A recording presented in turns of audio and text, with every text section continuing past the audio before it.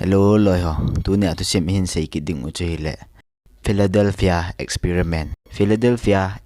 he kinil bo tamna thu khat cho hi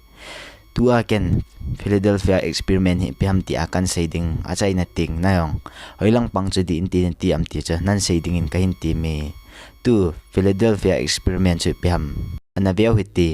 1955 kum chun Morris Jessup chun post office apat letter ni mo in ama cho Carlos Lendi kiti pasal khanin ahin thot hi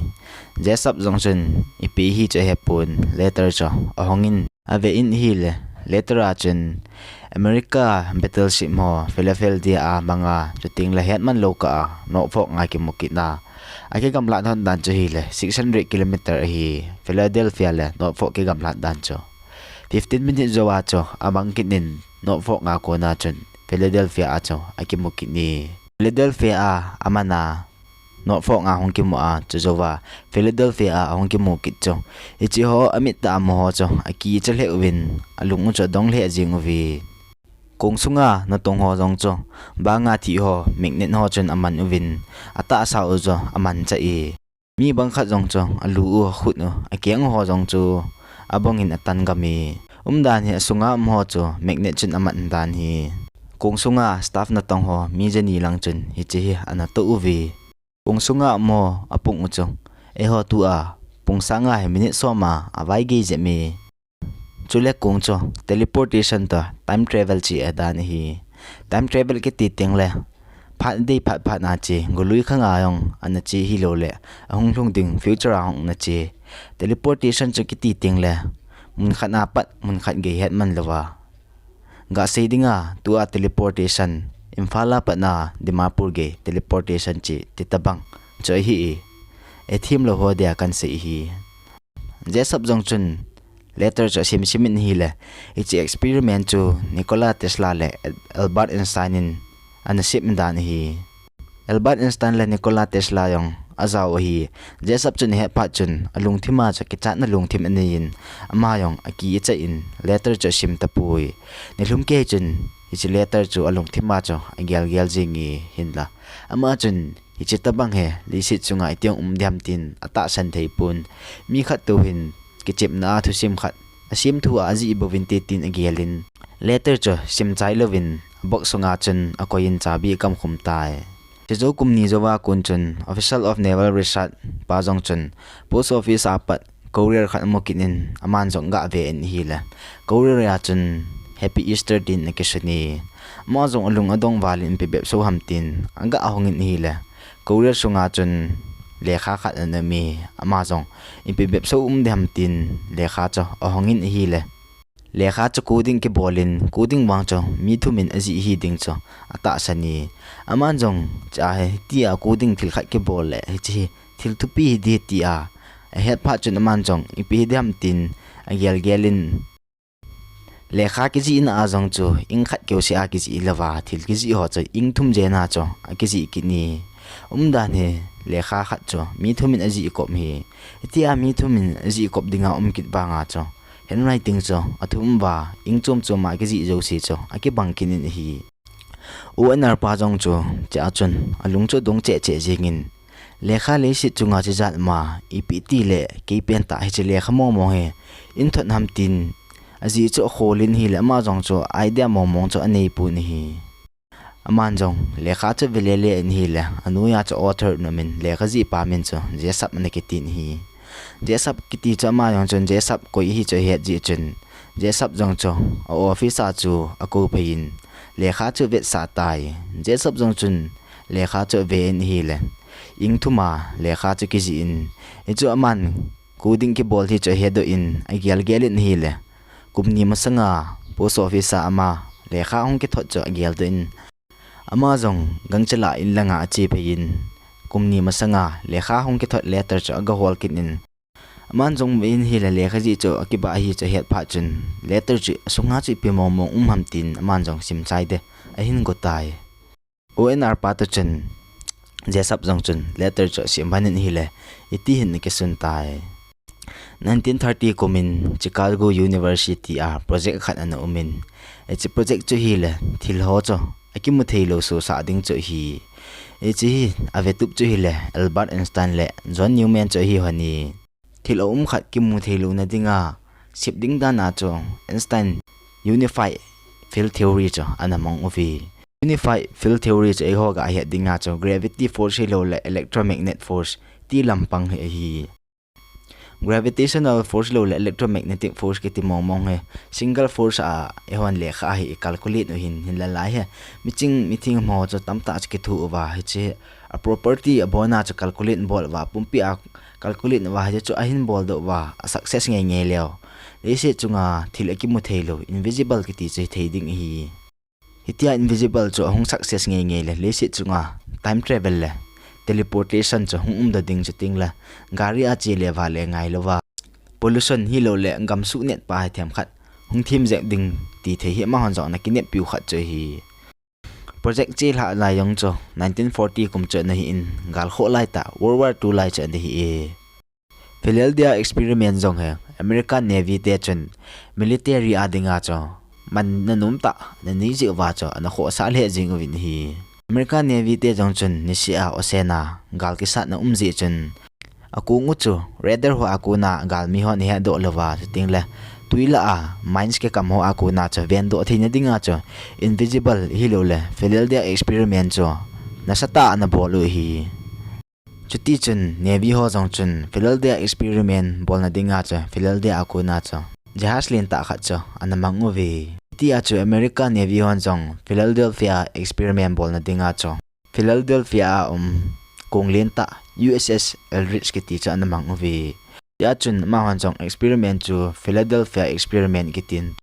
tuni chan gi ya he Philadelphia experiment gel do na dinga film jong tamta ke siemin lekha jong tamta ke ji in chating le Philadelphia a na kemang ja song cho muntin museum hi lo le mun pi pi a mi vet num na dingin an koi jing uvi che experiment bol na dinga he pan anala chu hi le Albert Einstein le John Newman chu hi Nikola Tesla in jong hi che experiment na ana zawin hinla experiment bol ding cho anada I aji chu hi che experiment hi ki bol nge nge le se chunga side effect de ti cho man ani gelin ananum pui experiment apat ding new masang jep chun Nikola Tesla cho January 1943 in ani te tai athi wang hi yam khati a thi a hiding gin cha cho le jingi Nikola Tesla thi pa chun research sa ale kho zo se chu FBI hon kila tai Nikola Tesla thi zo laku zo October 1943 chun experiment cho in pantawi experiment a kimang Eldridge ship chunga chun generator len ta ho cho akoi uvi chi generator ho idea ho che le Nikola Tesla ku na kila hi Nikola Tesla idea generator ho jasa hong ki man chu hi le Nikola Tesla thi to chi project hi ipam khat ki gui mat na ne hin ti cha ta san the hi Nikola Tesla generator len ta ko na chun Navy ho jong chun electromagnetic field asim win electromagnetic field cha ja cha vel sa win chu in awa ho le sang yong cha hong nim hun hulin reflection yang idea mang reflection idea ko na chun ja cha man sa a ting le rather le man ke kam ho ako na cha ja sum hi cha he sa lawa galmi ho ke he sa lo de ti cho idea cho hi ama hon jong experiment pan win generator ho cho on win hi le kong noya ko na chun tu ho chong phulin kong ho cho me khu green color chun ahin ki min a chainan bana patna kol phe ta bang khat ahung umin hilai chun ma ho jong amang win ja song cho ki motapun galmi ho jong chun jahas cha amu ta povin rather ayong cha jahas cho amu do thei ta povi chin sunga to jeusi chen experiment cha lo hinga hin ti tin akipa le jing win hinla 10 second ho zo ham khatna chun thil cho hong ki khial tai oi aji cho ma ho gela cho jahas ki mu thei de hi wang galmi ho rather le man so chun e do thei loading ti na chu hin hinla ama ho experiment chu ana feelin ama ho jahas song cho amang pai pai ta ni Philadelphia le Norfolk akigam la dan cho mai hi lo hi 500 km hi la het man lo ka chun Philadelphia ko na cho Norfolk ge cho hin la het man lo chun Philadelphia cho amang ovin Norfolk cho aga ge ovin chom khat jovin Norfolk nga pa na cho Philadelphia a ja su cho ahung kinin hi ichi mi tamta jong amu in alung u cho dong thei le jingi itia zo 15 minutes zo chun itia generator sunga thau ho be ta ji chen aja so no fo nga cho ahung mangin Philadelphia chen ahung ki mukit tai aja so Philadelphia ahung ge kitchen asunga cho staff jani hin jani la cho zakhat ho cho jahasa thi ho chen aman win abe che jing vi mi som nga lang cho hoilang ge wam ti wang cho ke pun jahasa kon chen na to tapu vi ipiti hamjong ake pui adang mi ahing kham ho chu hi le akang win hin khulum ke o athi ge win akang win cha jong cha thei pu win ti chen um vi alang khana cho experiment ke bol cho alol hin bang chun asunga mi ho cho na lol hing zo pu vi chiting le ja sunga ho cho midang ho sangin minute so min apung ho cho angan cho min hi 10 minute hi ti cho vai ge pi over hi hilla asunga ho chen teleportation ding le jahas ki mu theilu ding cho anagial pu win hi ama ho ga gel dana cho jahas radar ho ap ko na cho hoidu mai ding cho hi jahas sunga mi hom chan chu vet le teleportation side effect cho hi ding dan hi phat chom khat zowa America government hon experiment na ko na hi ti ho asu cho he do pat win ma hon jong experiment cho gu thimit na cover ta vi chiting le kal ki ti chitabang experiment chong he bol ki loading tin ana sei u vi Hizia he hiche experiment to America government in guthima cover ja ningin mi pila lang punga na sei thina dinga che letter he ka hinji tin a hin sim do in hi henla kumsom le ni zawa LND in anaji hiche experiment le letter ho cho je submin hiche ni ho chen asim da pan hi ma hon jong holai kun an thon ham tin LND cho ko ham tin a khul win hi la a hedo mong po win a address hong holai ham tin na sata in government ho ta ke thu in LND cho a hol win hi la LND cho amudi po vi letter ke chaina langa chen number kha ki ji in coding ki bolding dan hin ma hon jong a ching thim ho ta chen coding ki bol cho pe ham tin a biovin a khul win hi la ja sa an tong ho khat certificate number cho hi mohon jong koi ham tin huluvin hi le Andrew Furesi cho hi mahon jong Andrew Furesi cho thilum dan ho cho adong ovin hi le Andrew Furesi jong chun hinge no fo nga hi che ana so in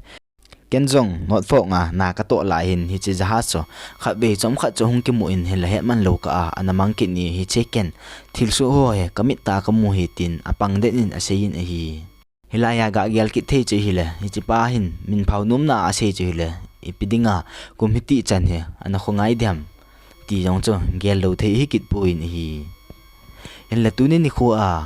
chi experiment ne ata hinti adi hinti hila America government in lungthim nei ta mi pi he sa nom lo je a cover abo lo hinti tin agia jong tamta amin hila mi tamta jong hi chi hi thei punti leisi chunga hi chetabang technology sang ine hi lai ve ti a gial jong mi tampi na lai vin ji a chon tunia hi chi thusim hin ngai hon jong no hon jong hoi chi pen pa cha ni gel wam ti cho komena hin sei leo chen ken jong ipeka gelam ti cho komena kan sein pin ka bolin chicha ina simutin na kyo khom kin uti US government hon a sei ben a henge ki mu thelo na dinga invisibility experiment he kana bol juvin hinla ji chung chu na ki bol wang he ki ho ki po vitin akilem vi lami bang kha jong chen hiti hin sei ki ni gal kho lai ta hi ji chen America te jong chen German sipai ho su ki chat na dinga ma hon high technology nei dana ki sei wa hetia chu thulam leng hla wa mi su ke cha na su mi san ding hi ti lung thim jong ge la mai the tin thulam leng yong cho a ha chi thowi hen lawang si umta kha chu hi le je submin letter sim do zo thla chom khat chen ma le ma jong ana ke that kin hi hi ji a chu tu ni chan ge ama jong ana be kit le e che experiment thu hi a ke chi the chu hol do ha le jing in hi reng le tu ni chan ge a he mi jong e chi thu a ha ki buin hoilang pe na la dam ti jong hi direct nga sei thei choi hi la ye tua e ho tha do le ku ki a ki boi bang he a hi bep so in hi la chai na ka sei nom che le technology sang ta ta ni wa e ho mi mo le mi mo ki tha tu na ni sang wa gului khanga ulsan long longa na ito wa technology nom salowa hin khu man wa ki pa ta zo cho pa inti ti jong pha khat kum la ka gel da ji pui Ichancho Philadelphia experiment hin adang ho jong nangai no mo len sei kin win kan sei thela kan sei ding kan sei thelo le choi ba lo du ham Kasi banga zo nang hon jong Philadelphia experiment chung changa che pinagel wam nata san lo wam ata san ule ji sunwin lang nata san lo yong la ji in sunwin lang komena cho ipp ilungel umam ti cho ga sim khom kin uti